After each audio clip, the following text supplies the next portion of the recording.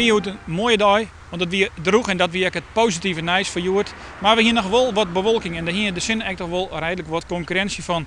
We zeggen wel dat die zinnen op gewoon plakken er aardig bij kwam, maar dat weer net plakken, zoals hier in het oosten van Friesland, werd de bewolking overheersten. Maar het komt goed met die zinnen. Eerst even naar het waar van joen en vannacht. We hebben een afwisseling van bewolking en er komen al meer opklarings voor. En daarbij zakken de temperatuur dan naar zo'n 8 tot 10 graden en de wind is zwak tot matig, komend uit een eestelijke richting.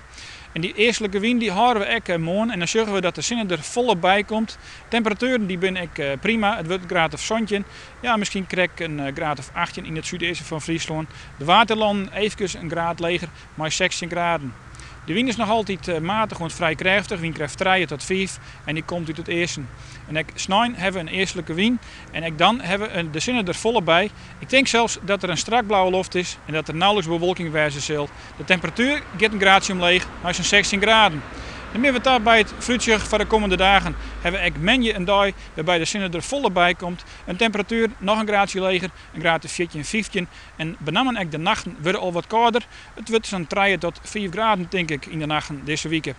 Dinsdag en woensdag dan zakt de temperatuur nog wel wat verder naar beneden en dan wordt het zo'n 12 of 13 graden. Maar het ziet eruit dat het positieve nieuws is dat de zinnen er volop bij bloot. Bij een matige wind komt het uit het eerste en het eerste. Morgen zeggen we weer even naar het waar voor de komende dagen. Nog een noffelijk jongen verder.